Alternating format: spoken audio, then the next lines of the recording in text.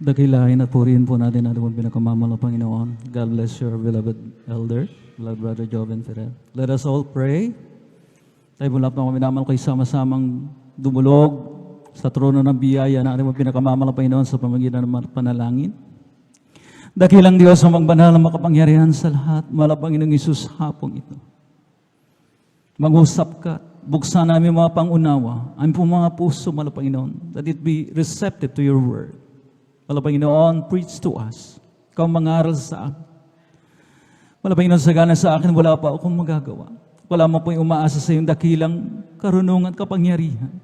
Huwag akong makita, mahal Panginoon, kundi walang hanggang karunungan, pag-ibig para sa amin lahat na narito.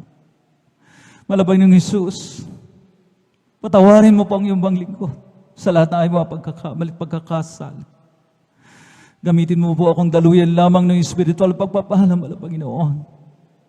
At sa panggalatang panalangin ng iyong taong nilangisan, ng ay puminamal na evangelista, Weldy Estrada Almeda, ay amin pong sama-samang pinapalaya, sinasaway, anumang uri ng demonyong hadlang ng kaaway, demons of doubts, hindrances and unbeliefs cast out right now, in the mighty name of Jesus.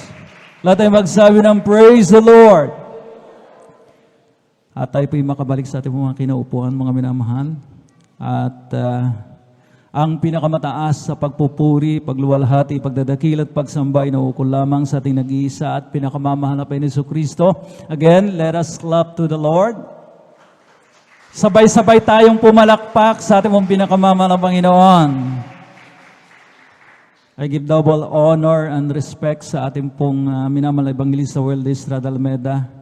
Patuloy po nating inaalala ang mga banal na turo ng ating pong beloved Mama Dear, ating beloved Assistant Pastor Lina C. Almeda, at talagang pinakinabangan po natin ng husto ang kanila pong pangangaral sa atin. Amen? Nung sila pa po ay kapiling pa natin. Amen? Amen? Be with me, mga minamahal ko. Hallelujah. At talagang maging attentive po tayo dahil tayo po ay nasa pinakamahalagang bahagi ng ating pong pananambahan. At ako rin po ay nagbibigay galang sa kanila pong mga itinilagang mga manggagawa sa mga siwa ng ating beloved ordained preacher ng kanyang minamahal na anak, ating beloved Sister Vines, at sa lahat ng kanilang co-pastoral workers. A blessed afternoon. Ako pong pinapaabot sa ating mga beloved elders na kasama po natin sa ngayon at sa inyo po, aking pong mga ginigiliw at iniibig na mga kapatid sa mahal na Panginoon. And of course, sa ating pong mga live webcast viewers na patuloy na sumusubaybay, sa ating pong mga YouTube followers, at sa ating pong live Facebook streaming. Magandang hapon po ang aking pong pinapaabot. Purihin natin ang pinakamamahal na Panginoon. At we have ample time. Amen? At 10 to 2 pa lamang mga minamahal kong oras. So, there's no reason para tayo po'y magmadali.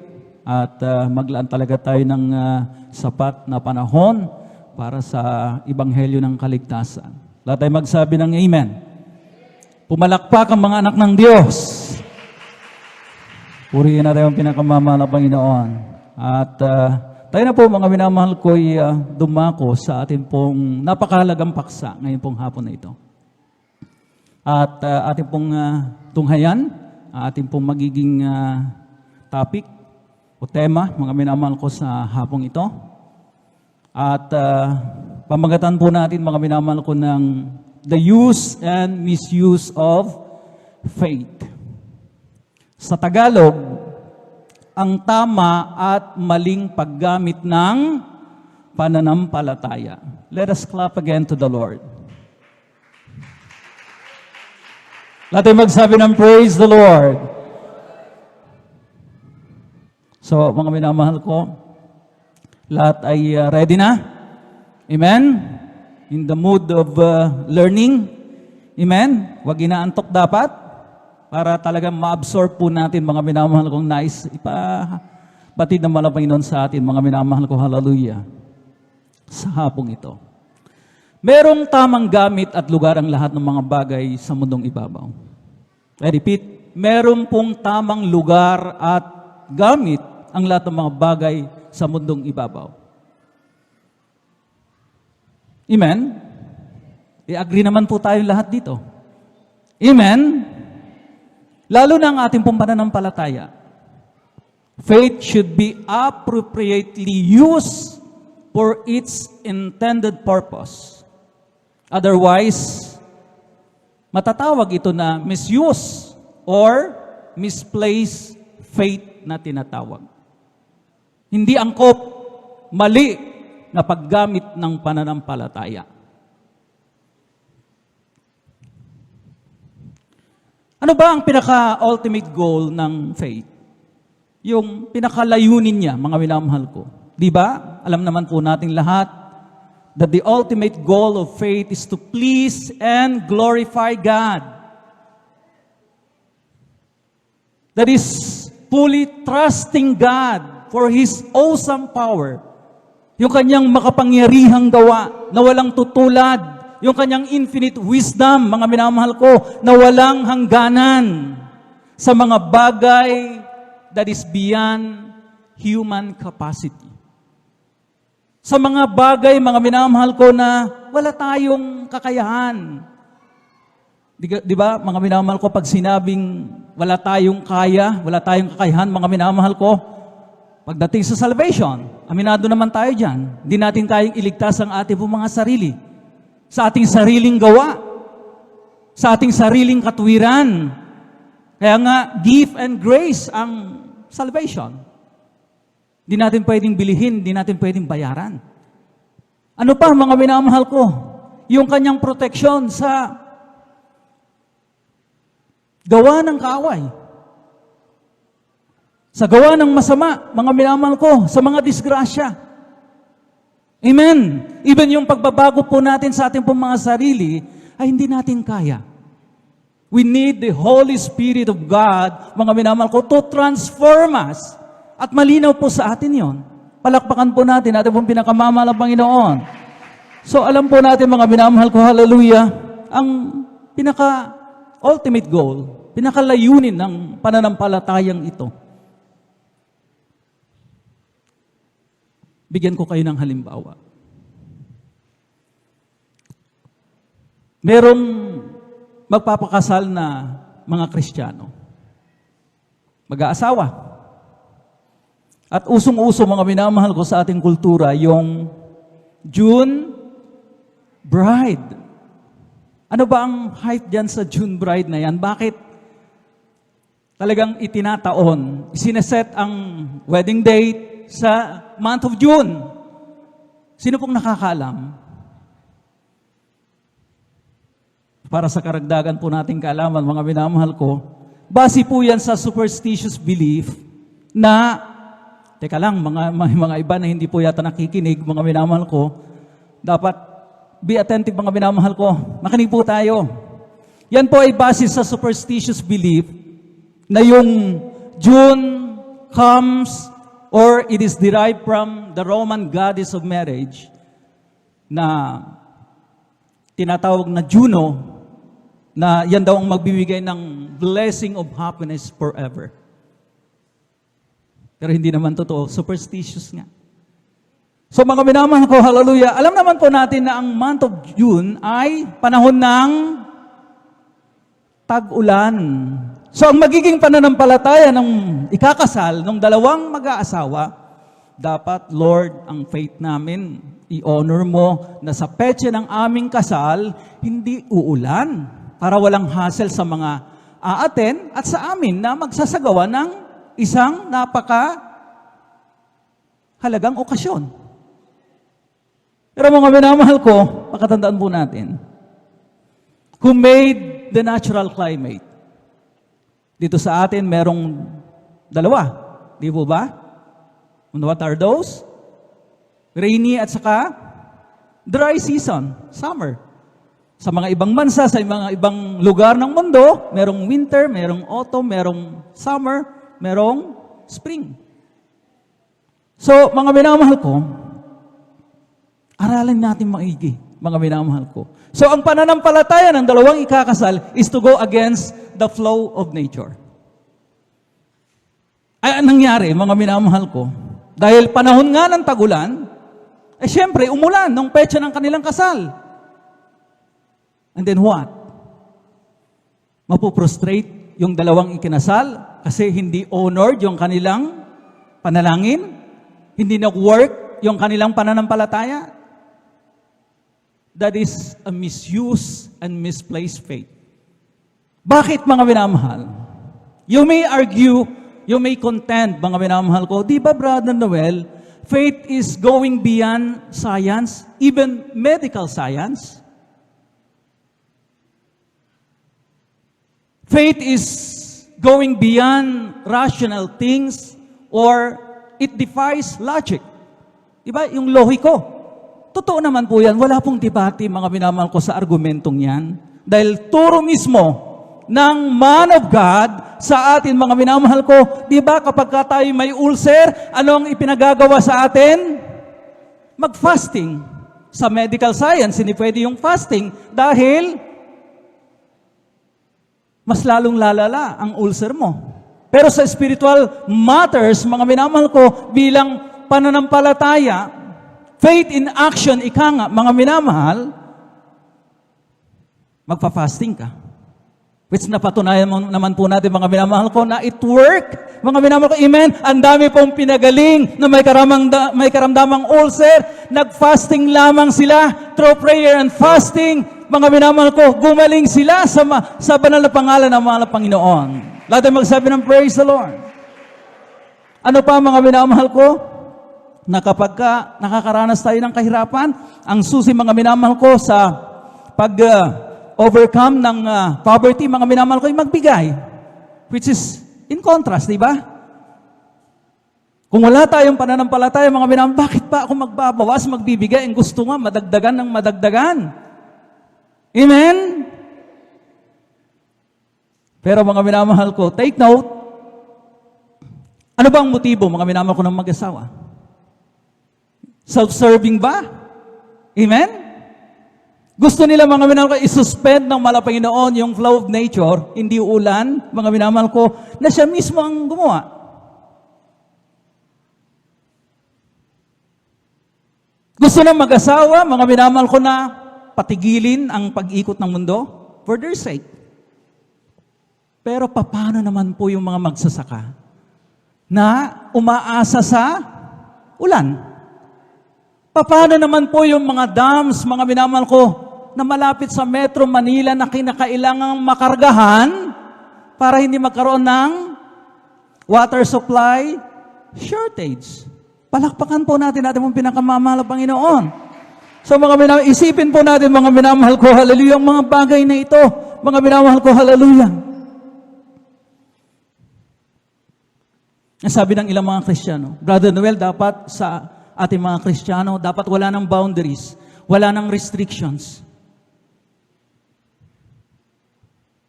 Being fully freed by God. Dahil pinalaya na ng lubos ng mahal na Panginoon, dapat wala ng boundaries, wala ng restrictions. Pero I tell you, mga minamahal ko, Christian freedom is not absolute. Hindi lahat po ng ating gustong gawin ay mangyayari at magagawa po natin nang walang naapektuhan. Palakpakan po natin pong pinakamamahal na Panginoon Jesucristo. Lahat ay magsabi ng praise the Lord. Ang sabi dito, being made free from the bondage or yoke of sin does not give us the right or license to indulge the flesh. Hindi raw po, mga minamahal, porket pinalaya na tayo, mga minamahal ko, hallelujah, sa kamay o sa kulungan, mga minamahal ko, ng pagkakasala, ay bibigyan po natin ng mga minamahal ko ng espasyo, ng space, ng mga minamahal ko, okasyon ang flesh na makapanagana muli. Amen? Tayo nga po, mga minamahal ko, pinalaya, mga minamahal ko, sa pagkaalipin ng kasamaan. Pagkaalipin sa kasamaan at mga minamahal, binigyan tayo ng kalayaan at ngayon, naging alipin na tayo ng katuwiran. Palakpakan po natin ating pong pinakamamahal na Panginoong Jesucristo. Lahat ay magsabi ng praise the Lord. First verse, mga minamahal ko, yung opening verse po natin dito sa Aklat ng Galacia, Kabanatang 5, ang talatay 13. Kindly. Praise the Lord. Dito po sa Aklat po ng Galacia, Kabanatay 5, talata po ay 13. Ito pong nakasulat. Sapagkat kayo, mga kapatid, ay tinawag sa kalayaan. Huwag lamang gamitin ang inyong kalayaan upang magbigay kadahilanan sa laman, kundi sa pamamagitan ng pag-ibig ay mangaglingkuran kayo. Amen. Purihin natin ang pinakamamahal na Panginoon. Napakalinaw ng sinabi ng talatang ito, mga minamahal ko. Brethren, you have been called unto liberty. Only use not liberty for an occasion to the flesh, but by love serve one another. So itong kalayaang ating tinatamasa sa ngayon ay wag daw magbigay ng kadahilanan na tayo pong muli, mga minamahal ko, ay mag-indulge, over-indulge, magpakasasa, especially sa paggawa ng kasalanan. Amen? Amen? Malinaw po yan, mga minamahal ko. So we must still make choices. Pumili tayo, mga minamahal ko. Paganahin natin, mga minamahal ko, yung divine wisdom na nasa atin, mga minamahal ko, hallelujah, sapagkat yung mga choices natin, mga minamahal ko, in our freedom, mga minamahal ko, we will be held accountable. Mananagot tayo. Amen? Kaya nga, mga minamahal ko, faith should not be used for self-exaltation. Uulitin ko, ang pananampalataya ay hindi dapat gamitin para sa ating self-glorification na tinatawag. Tayo, mga minamahal ko, ang talagang sumikat. Amen? Maluwalhati. Hindi ang mahal na Panginoon. Faith is not boasting that we have a superpower. Nasasabihin natin, dahil may pananampalataya ako, kumuha ka ng baril, barilin mo ako. Tatalon ako sa bangin, magsasabi lamang ako ng praise the Lord. See? Hindi yan faith. Anong tawag yan? Yan ay uri ng pamumusong, blasphemy. Uri, mga minamahal ko, ng kalapastanganan. Dahil hindi talaga i-honor ng Panginoon yung faith na yan sapagkat yan ay misuse or misplaced faith na tinatawag. Hindi angkop na paggamit ng pananampalataya sa Diyos na buhay. Palakpakan po natin ang pinakamamahal na Panginoon. Lahat ay magsabi ng praise the Lord. Kaya nga with all conviction, talagang masidhi yung pagnanais, mga minamahal ko ni Apostol Pablo na ituro sa atin. Sinasabi niya, mga minamahal ko, na may diin na huwag kayong manampalataya ng walang kabuluhan. Do not believe in vain. Dito po, mga minamahal ko, sa 1 Corinthians chapter 15 verses 1 and 2. Kindly.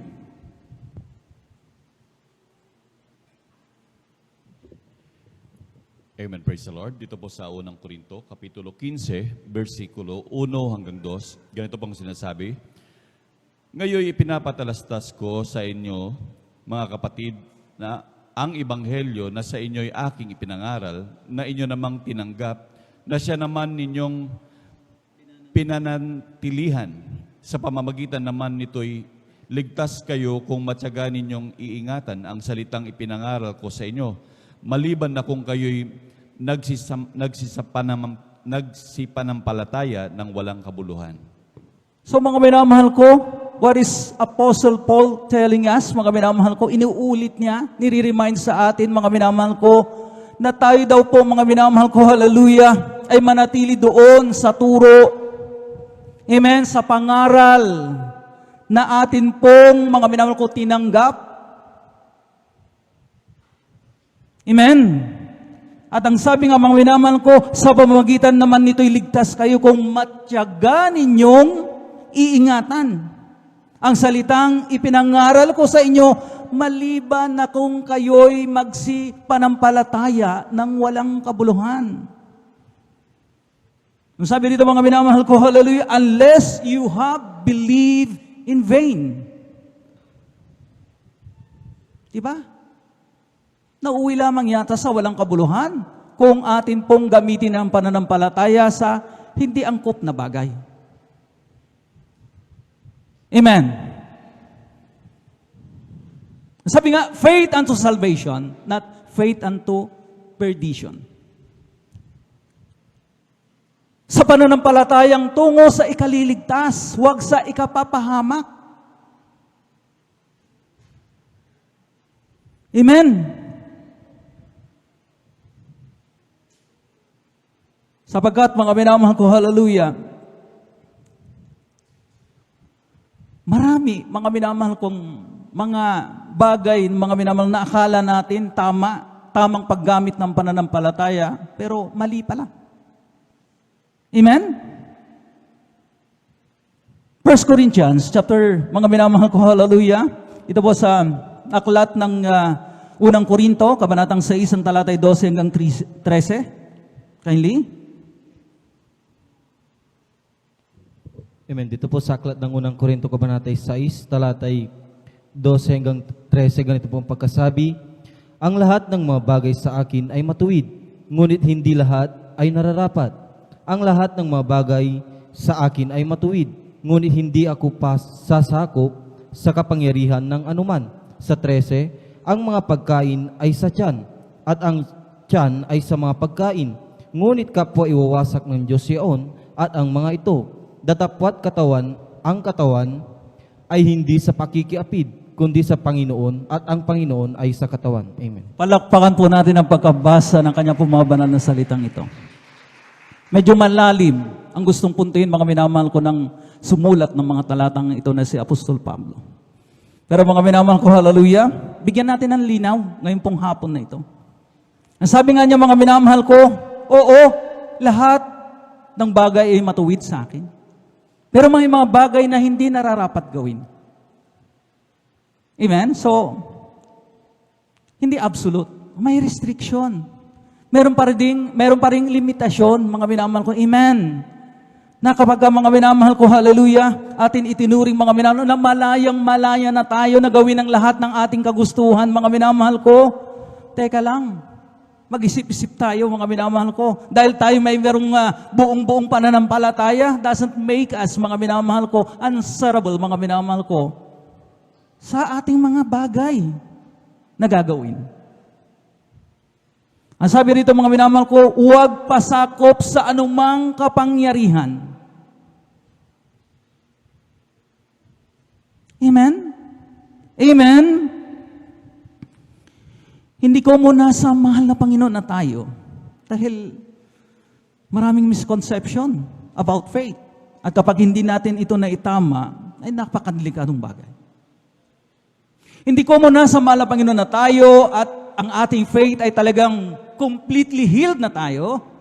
Amen? Ano pong mga karamdaman yan? From diabetes, heart disease, sa ating mga minamahal ko, mataas na high blood pressure, mataas na kolesterol, mga minamahal ko, ay mag-overindulge na tayo.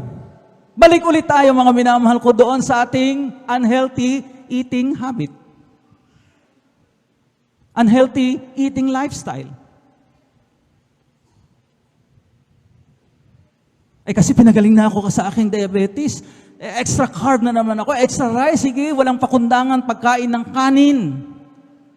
Mga matatamis na pagkain. Pinagaling na ako sa aking sakit sa puso. Sige na naman ako sa mga oily and fatty foods. Alam naman po natin na kung ano yung bawal, yun ang masarap na kainin. Tama po bang paggamit yan ng pananampalataya? O hindi? Ang daming umiiling. Hindi po tama. Absolutely, hindi tama. Hindi lisensya yung ating pong pananampalataya na yan, na tayo po'y pinagaling na ng lubusan ng malang Panginoon, then we can overindulge. Overindulgence is gluttony. And gluttony is a sin. What is gluttony in Tagalog? Katakawan. Amen? Bakit ba naging kasalanan ng pagiging matakaw, brother? Meron naman akong kakayahang bumili ng pagkain. Sige, di ba? Pagka may kakayahan ka, sige nang sige. Wala nang pakundangan dapat. Maling katuwiran yan. Amen? Amen? Deuteronomio, mga minamahal ko, 21 verse 20. Gluttony is equated with being a drunkard. Diba? Yung drunkard, manlalasing. Walang pakundangan kung uminom ng galong-galong alak. Alak na matapang. Amen? At talagang sumusuray-suray doon sa daan. Mga nawawala sa wisyo kung ano ang nagagawa na mga minamahal ko, talaga namang hindi niya intensyon na gawin. Deuteronomio 21 ang talatay 20. Kindly?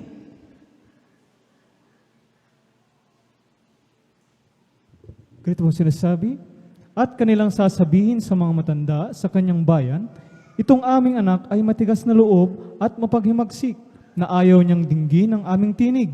Siya'y may masamang pamumuhay at manglalasing. Amen. So nakita po natin mga minamahal ko, and they shall say unto the elders of his city, this is our son, is stubborn and rebellious. He will not obey our voice, for he is a glutton and a drunkard. So mga minamahal ko, kahalintulad, kamukha ang glutton ng isang manlalasing. Kaya nga ito po ay kasalanan. Amen? Purihin natin ang pinakamamahal ng Panginoon. So, ang sabi mga minamahal ko, hallelujah, may mga, alam tayo mga minamahal, katulad ng honey. Ang general, mga minamahal ko, hallelujah, opinion, mga minamahal ko about honey, it is a nutritional food. Diba? Pulot. Pero mga minamahal, sinasabi mismo ng Biblia, na ang pag-overconsume ng honey is harmful to the body. Ito yung sinasabi mga minamahal ko, hallelujah, na bagamat patuwid. Diba? Pero hindi lahat ng bagay ay nararapat. Amen? Wag pasakop mga minamahal ko sa clout and grief yung kapangyarihan ng overindulgence. Kasi mga minamahal ko, napakahirap nating labanan yung kapag ka nag-crave. Itong ating katawan na ito, mga minamahal ko, di ba? Pag nag-crave, mga minamahal ko, ng pagkain talagang by hook or by crook. Lalo na kapag ka may kakayahang bumili, mga minamahal ko, ay talagang gagawin. Di ba? Ang sabi, mga minamahal ko, ating pong binasa, mga minamahal ko, 1 Corinthians chapter 6 verse 12, mga minamahal ko, huwag pasakop muli sa kapangyarihan. Amen? Ito yung tinutukoy ng Biblia, mga minamahal ko, na kapag ka hindi po natin pinigilan, hindi natin kinontrol, mga minamahal, yung urge, yung mga minamahal ko, paglalaway, sabihin ko na, amen, lalo na sa mga bawal na pagkain, mga minamahal ko, ay talagang kukontrolin tayo. Amen? Amen? Sinabi ng Proverbs, magkasunod po natin basahin, chapter 25, verse 16, and Proverbs chapter 25, mga minamahal ko, 27. Unahin po muna natin yung talatang 27 ng 25, mga minamahal, kabanatang 25, mga minamahal ko ng kawikaan. Kindly. Amen. Sa aklat ng mga kawikaan, kabanata 25, ang talata 27, balik sa 16, ito po ang nakasulat, hindi mabuting kumain ng maraming pulot, gayon ang paghanap ng tao ng kanilang sariling kaluwalhatian ay hindi kaluwalhatian. Sa 16, nagasumpong ka ba ng pulot? Kumain ka ng sapat sa iyo, baka ka masuya at iyong isuka. Amen. purihin ang pagkabasa ng kanyang pambanal na salita. Diba? Mga minamahal ko, lately, mga minamahal ko, talagang ang akala natin, mga minamahal ko, yung honey, napaka-nutritious na pagkain. Pero kapag ka mga minasobrahan, nagkukos pala ito ng nausea at yung dizziness. Sino pong nakapanood? Natawa ako nung nakapanood ako mga minamahal ko ng balita kagabi, yung grizzly young bear, na nakakain ng mud honey na sobra. Ano pong nangyari? Nahilo. Buti na lamang naagapan mga minamahal ko. Ito po'y na-cure din mga minamahal ko. Sapagkat nakakain nga po siya ng sobrang mud honey. Amen? Na akala natin, mga minamahal ko, hallelujah, all the while, it's a nutritious food. Pero pagka nasobrahan, ang sabi nga, mga minamahal ko, i-research po natin, twice the sweetness of a sugar. Amen? Kaya nga mga minamahal ko, hallelujah, ang sabi mga minamahal ko ng talatang 27, mga minamahal ko, hindi mabuting kumain ng maraming pulot, gayon ang paghanap ng tao ng kanilang sariling kalawalatian ay hindi kalawalatian. Oo nga. Dahil talagang nag-crave ka, na-satisfy yung cravings mo, mga minamahal, at talagang, di ba? Talagang, mga minamahal ko, with gusto, pero nakasama naman sa iyong kalusugan. Amen. At ang mga iba, mga minamahal ko, di ba? Magyayabang. Tignan mo, nagkukonsume ako ng talagang sobrang honey, pero hindi naman ako naging diabetic.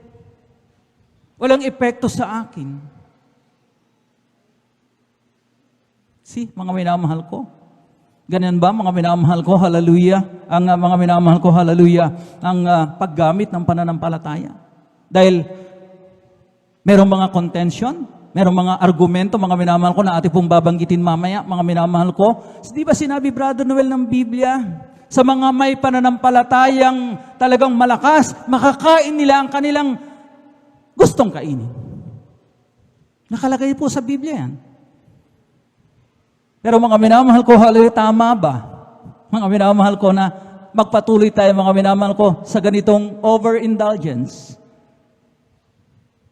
Satisfying our gluttonous appetite. Until sa saway, mga minamahal ko, na talagang mapahamak naman. Makompromiso ang ating mga kalusugan. Palakpakan po natin pong pinakamamahal na Panginoon Jesucristo.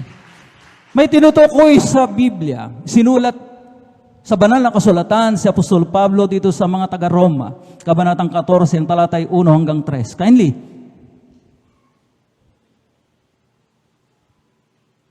Praise the Lord.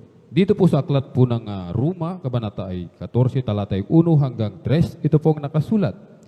Datapwat ang mahina sa pananampalataya ay tanggapin ninyo, hindi upang pagtalunan ang kanyang pag-aalinlangan. May tao na may pananampalataya na makakain ang lahat ng mga bagay. Ngunit ang mahina'y kumakain ng mga gulay. Ang kumakain ay huwag magwalang halaga sa hindi kumakain. At ang hindi kumakain ay huwag humatol sa kumakain sapagkat siya'y tinanggap ng Diyos. Amen. Palakpakan po natin ang pagkabasa ng kanya pong mga banal na salitang ito. Ginagawang argumento ng mga ibang mananampalataya ang mga bersikulong ito. Pero wag natin pong i-interpret as literal.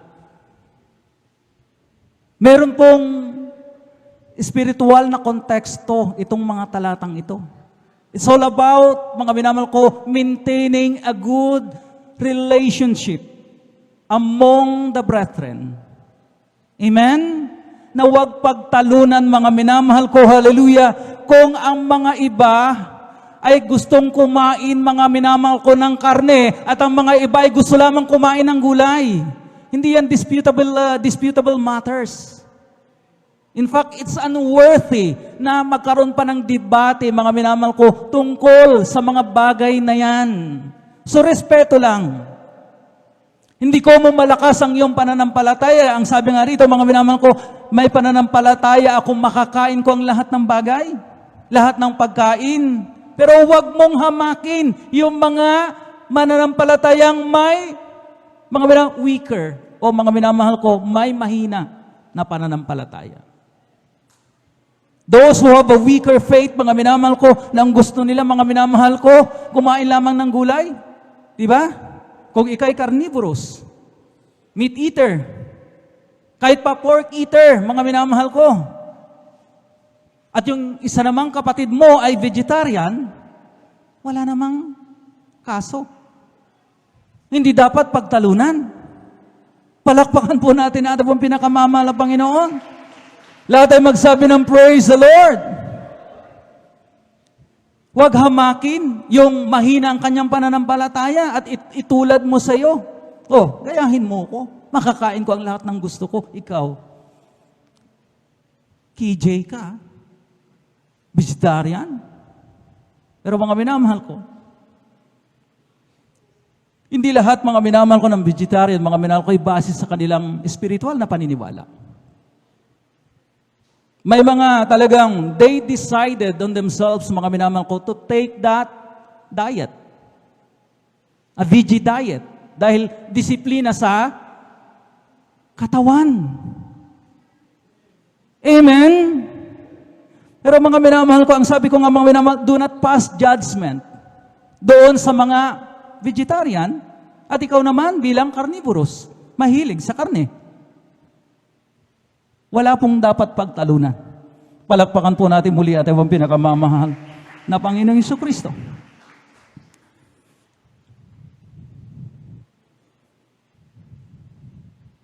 Another, mga minamahal ko, verse na worthy of our consideration.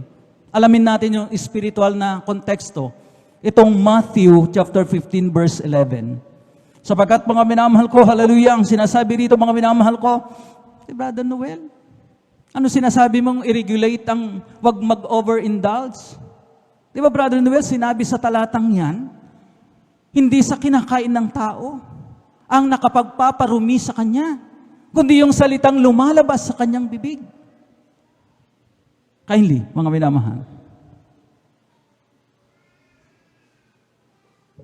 Amen. Dito po sa aklat ng Mateo Kabanata 15, talatang 11, ganito pong pagkasabi, hindi ang pumapasok sa bibig ang siyang nakakahawa sa tao, kundi ang lumalabas sa bibig, ito ang nakakahawa sa tao. Amen. Palakpakan po natin ang pinakamamahal na Panginoon. Argumento.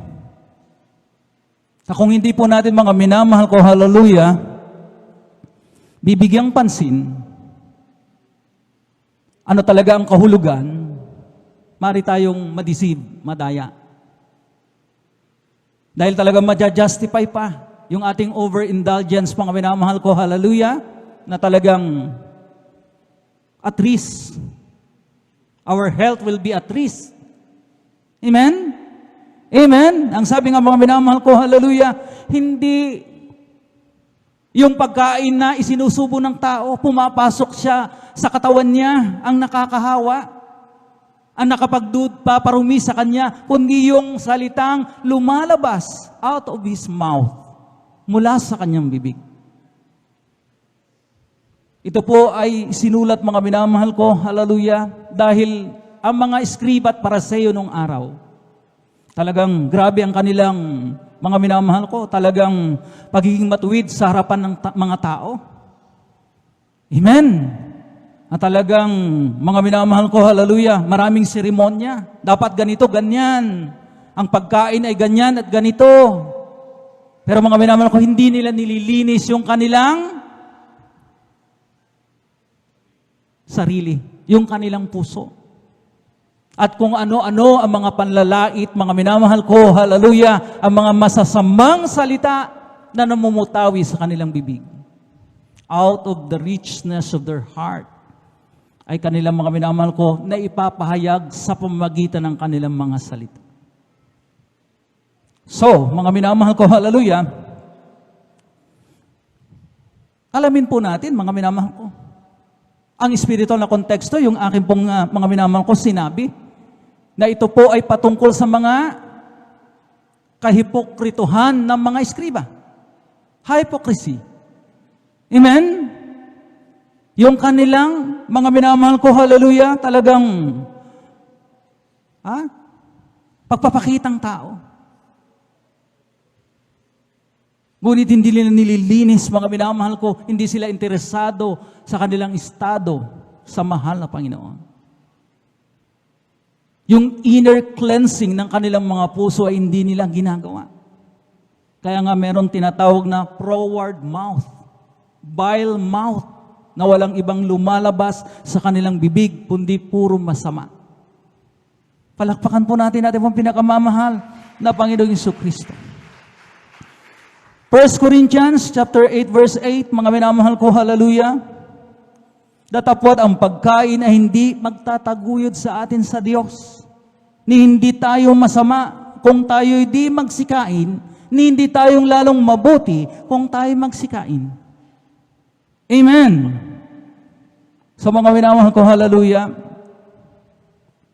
Kumbaga, sinasabi ng ilan, wala naman palang kaso sa mahal na Panginoon.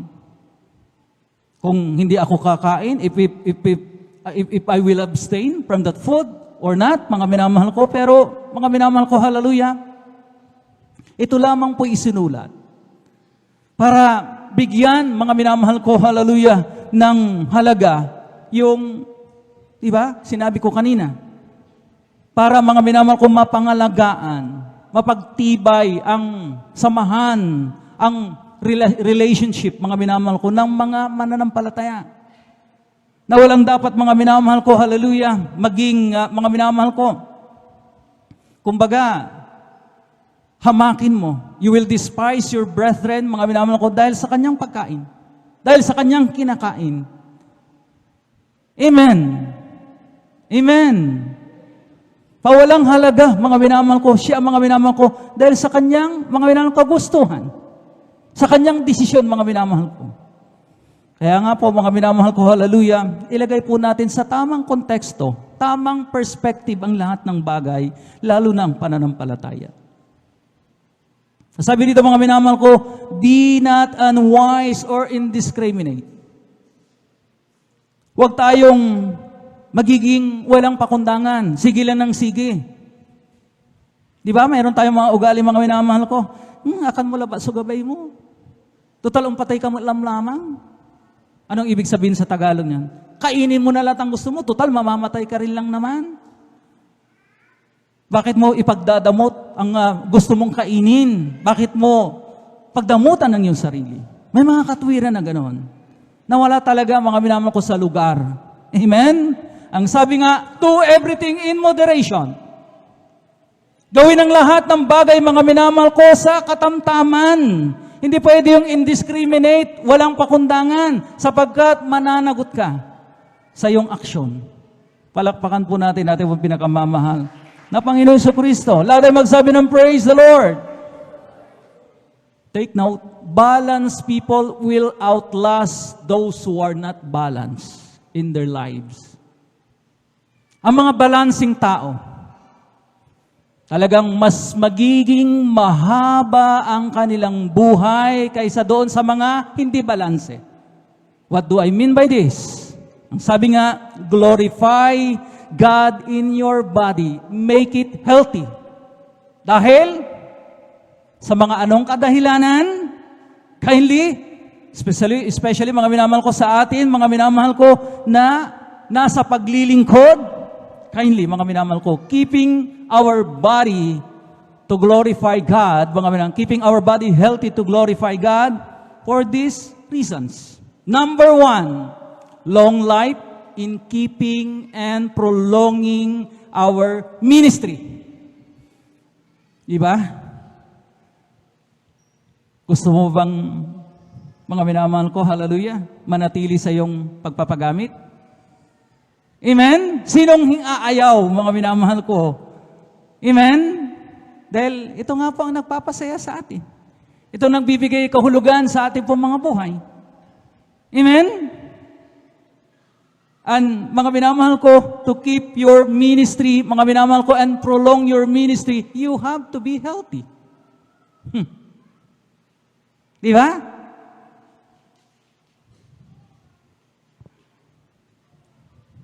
Sounds, mga minamahal ko, hallelujah. Talagang meron po bang sense? O wala? Meron po bang sense o wala?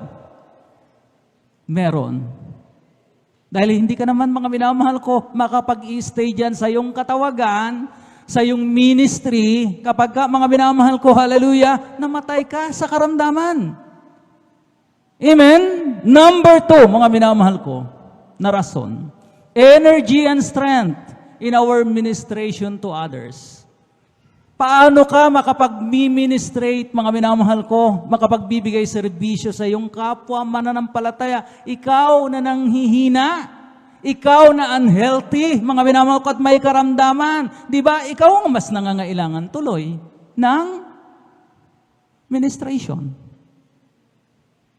Imbis na umalalay ka, ikaw dapat ang alalayan sapagkat ikay mahina sa iyong kalusugan. Di ba? Ang may sakit, mga minamahal ko, talagang hindi makapag-ministrate.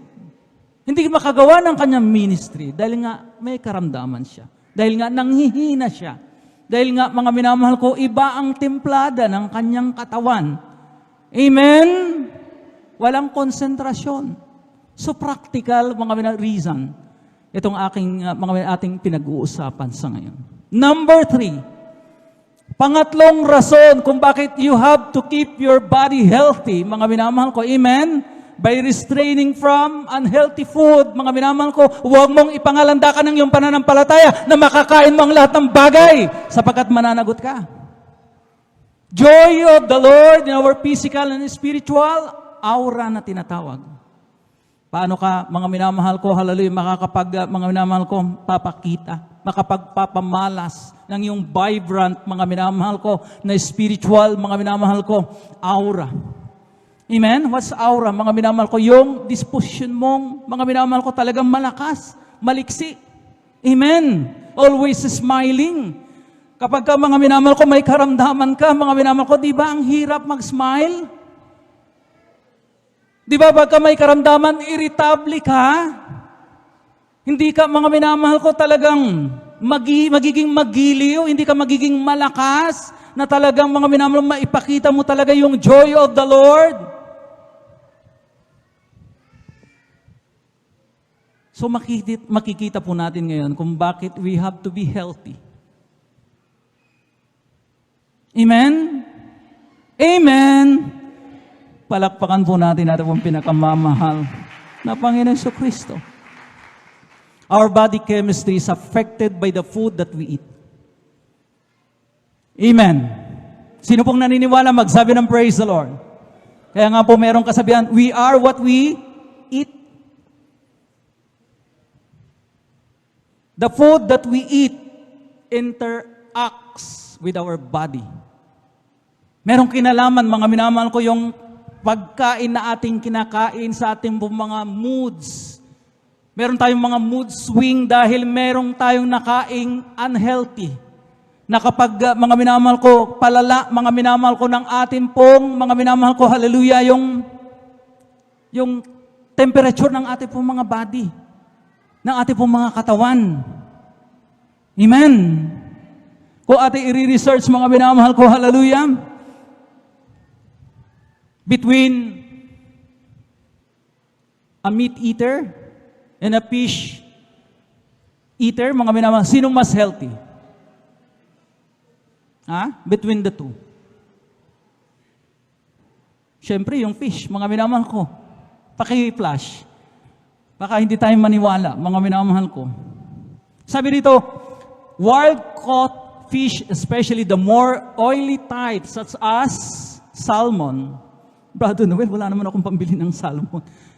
Ang dami pong nasa palengke ngayon, mas mura kaysa mga isda, mga minamahal ko, na talagang, ano ba yung kinasanayan, mga staple na fish, mga available sa market, na talagang, yun lang. Di ba? Paulit-ulit. Natatawa yung mga may bahay. Yung, di ba? Tilapia at bangus. Ang sabi rito, mga minamahal ko, oily types sa salmon, mackerel, trout, Sardines, ang tuna, hindi po yung nakakand, kasi may preservatives na po yun. Our great choice to fight depressions. Oh. At sasabihin natin, mga minamahal ko, wala namang epekto yung kinakain, Brother Noel sa nararamdaman ko ngayon, maging sa spiritual na kalagayan ko, wala. Sino may sabi? Pag depressed ka ba, okay ba yung spiritual mo? Hindi. Sabihin ko yung tanong na yan, hindi po, mga minamahal ko. The food that we eat interacts with our body chemistry, mga minamahal ko, is affected by the food that we consume. Maaari mga minamahal, ngayon lamang natin napasadahan ito mga minamahal ko dahil porket nasa spiritual na tayo mga minamahal ko, wala nang pakundangan, wala na tayong mga minamahal ko pag-iingat. Lalo na sa mga kinakain natin. Dahil ang sabi nga, I'm fully healed. Ang pananampalataya kay buong buo. So makakain ko ng aking lahat na naisin back to my unhealthy eating lifestyle. That's not faith. Amen? Hindi yan pananampalataya. That's misuse of faith. That's a misplaced faith na tinatawag. Palakpakan po natin ang pinakamamahal na Panginoong Jesucristo. Sa totoo lang, hindi lamang bisyo. Paninigarilyo, pag-inom ng alak ang sumisira sa katawan ng tao. But predominantly, kung ano ang kinakain ng tao. Lahat ng naniniwala, magsabi ng Amen. Pumalakpak sa ating pinakamamahal na Panginoon. 1 Corinthians chapter 3 verses 16 and 17. Kindly.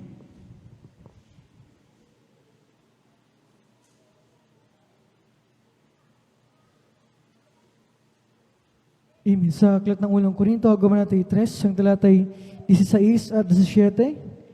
Hindi ba ganinyo nalalaman na kayo'y templo ng Diyos at ang Espiritu ng Diyos ay nananahan sa inyo?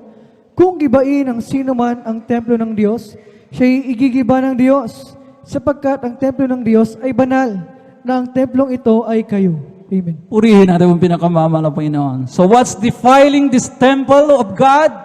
Itong katawan na ito, mga minamahal, hindi lamang po yung mga bisyo. Amen?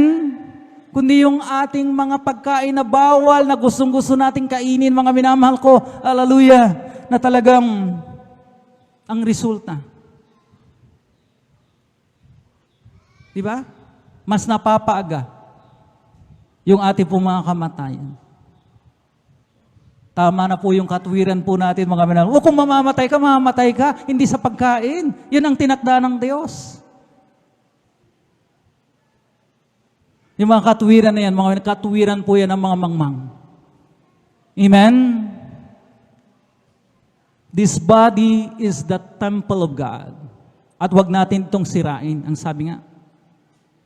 Sapagkat kung ating gibain ang templong ito, ay igigiba rin naman tayo ng Diyos. Amen? Paano? Paano mga minamahal ko, hallelujah, paghaharian? Paano pamamahayan ng Diyos ang isang templong mga minamahal ko na talagang unhealthy, ungodly? Amen? Sige nga.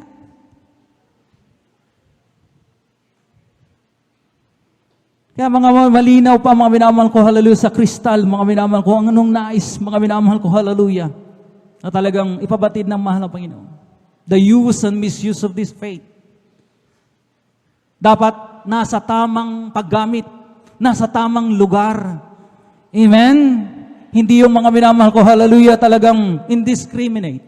Walang pakundangan. Sige lang ng sige. Walang, mga minamahal ko, hallelujah, pag-iingat. Hindi tayo kalulugdan ng mga Panginoon kapag ganito, mga minamahal ko, hallelujah, ang ating pong mga katuwiran. Amen? Kaya mga minamahal ko, hallelujah, last verse po natin. In everything we do, maging sa pagkain man, maging mga minamahal ko, hallelujah, sa pag-inom. Amen? Do it for the glory of God. Alalahanin po natin, mga minamahal ko, na siya ang nagbigay ng buhay. We were bought with the price. Hindi na po tayo, mga minamahal ko, ang nagmamay-ari sa ating mga sarili ngayon. Tayo'y binili na ng halaga ng mahal na Panginoon. Amen? Therefore, mga being bought with the price, therefore glorify God in your body, which is the temple of God. Amen? Amen? Kaya mga minamahal ko, 1 Corinthians chapter 10, verse 31. Mga minamahal ko, last verse na po natin ito, mga minamahal. Kindly. Aklat po ng unang Korinto, Kabanata 10, talata po ay 31. Ito pong nakasulat. Kaya kung kayo'y nagsisikain man, o nagsisiinom man, o anuman ang inyong ginagawa, gawin ninyo ang lahat sa ikaluluwalhati ng Diyos. Amen. Whether therefore ye eat or drink, or whatever ye do, do all to the glory of God. Napakalinaw po nito. Ano man ang ating gagawin, anumang bagay ang ating isasagawa. Pagkain, pag-inom, amen? At ano pa mga bagay, mga na importante sa atin, we see to it na ito'y makapagbibigay ng gloria, makapagbibigay ng kalawalhatian, karangalan, sa mahal na Panginoon. Amen? Amen? Sa mga tao ngayon, mga minamahal ko, dahil hindi na dahilan nila, they're hungry. Merong kakulangan, shortage of food. Kaya mga minamahal ko, kung ano na lang ang kakainin. Amen? Mga gumagapang na mga hayop, alam nyo na ang ibig kong tukuyin, kinakain na nila. Mga domesticated, mga minamahal, pets, mga minamahal ko, kinakain na nila. Wala sa lugar. Pero tayo, mga minamahal ko, hallelujah. Bagaman may kalayaan tayo. Pero hindi tayo, mga minamahal ko, hallelujah, talagang nag-overlap. Doon lamang tayo, mga minamahal ko, sa tama. Amen? Tamang pananampalataya. Dahil ang gusto natin, makapagbigay luwalhati sa mahal na Panginoon. Tayo po lahat ay tumayo. Ating awitan natin ang pinakamamahal na Panginoon. Hallelujah.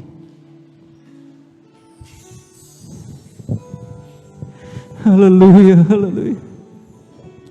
Hindi na tayong masusunod sa ating pong mga sariling ito.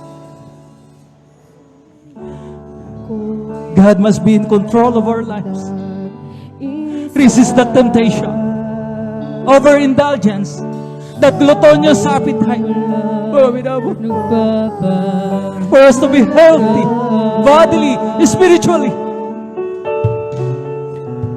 Sa mundo'y kabilang at dito'y tumatahan at ikaw ang siyang nagturo ng muling ipanganak. Di ko sukat akalaing mababago mo ang buhay kong ito. Hanggang walang pag-asa'y nagwakas at paningin minulat mo. Aking napatunayan kay ganda pala ng isang nilikha mo. Hallelujah. Salamat sa pagpapala mo. Kristo'y nagkilala lubusan. Buong buhay ko'y pinangyang tunay. Nung una'y may nagsabing mababago ako, siya'y aking iniwanan. Ang mali pala'y ako. Hallelujah! Sukat at alay mababago mo ang buhay ko ito.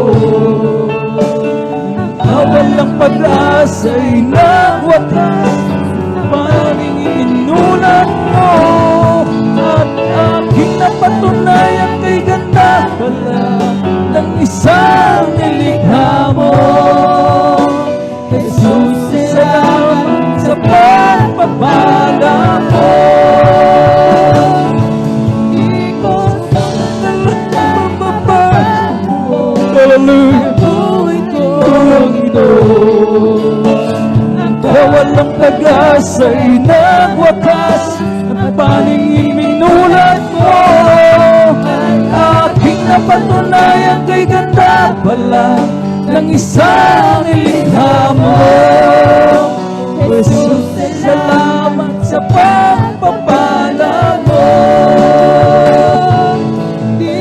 Hallelujah.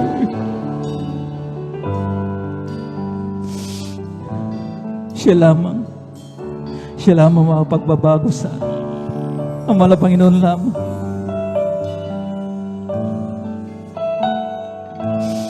Hallelujah. At manalangin tayo mga pinamahal. Ang mga pangaral na ito, mga minamahal ko, tumimo talaga. Magkaroon, mga minamahal ko, hallelujah, ng puwang sa ating mga puso.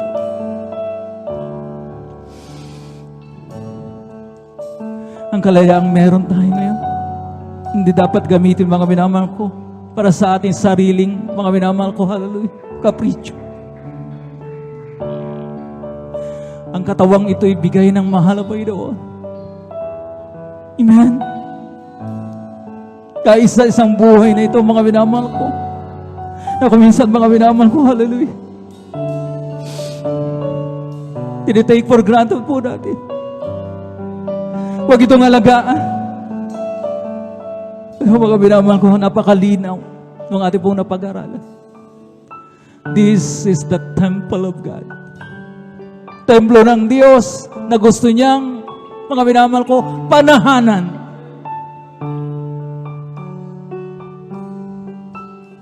Purira na pinagawama ng Panginoon.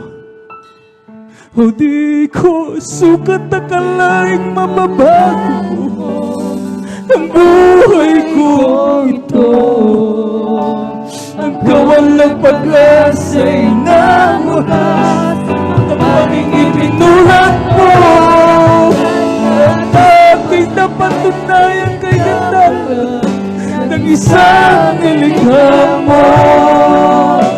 O Jesus, salamat sa pagpapala mo. Hallelujah. Gusto mo na ipapapala mo ang buhay ko ito. Kawalang pag-asa'y nagwakas, paring iminulat mo. Aking napatunayan kay ganda pala ng isang nilikha mo. Jesus, salamat sa pagpapala mo. Oh, Jesus, salamat sa pagpapala mo. Hallelujah, hallelujah. Hallelujah, hallelujah, hallelujah. Ikaw na Panginoon. Hallelujah, hallelujah, hallelujah, hallelujah, hallelujah.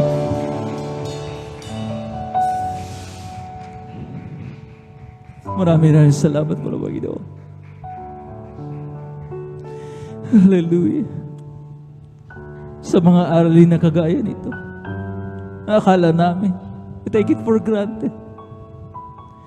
Akala namin, it doesn't matter to all your sons and your daughters.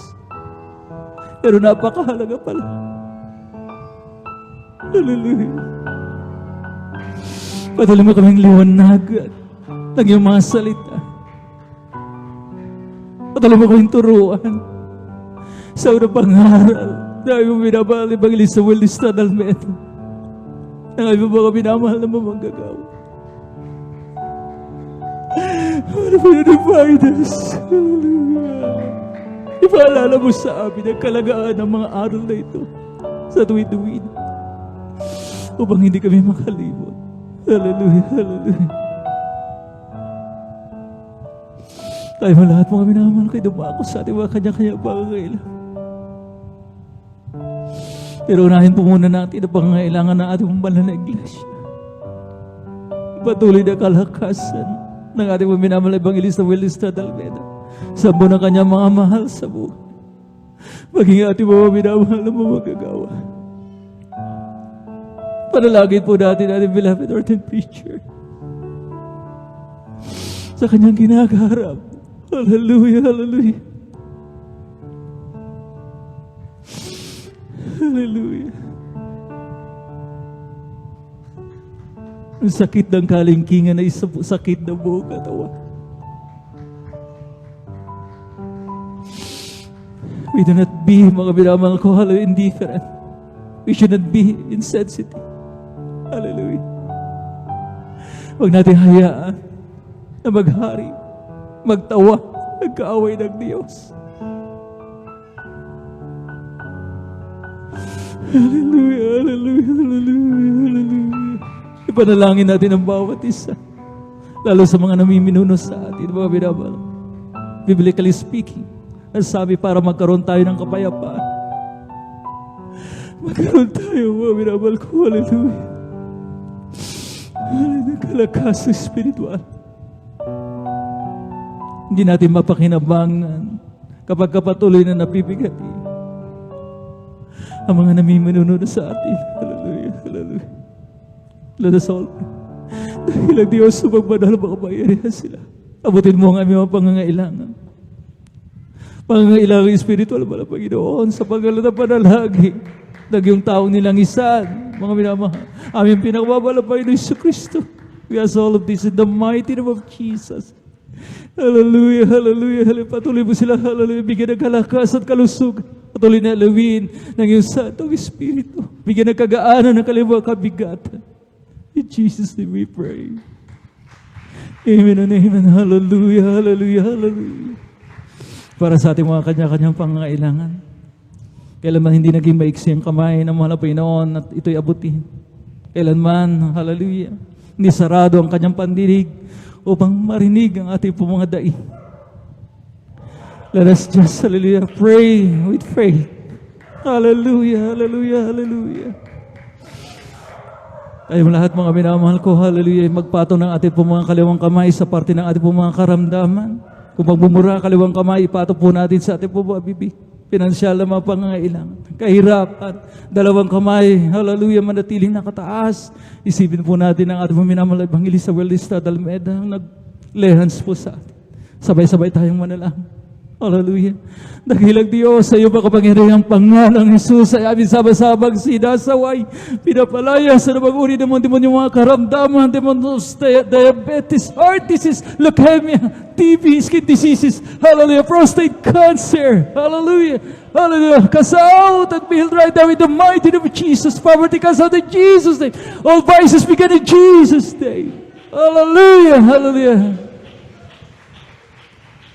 Be spiritually blessed in the mighty name of Jesus. Hallelujah, hallelujah.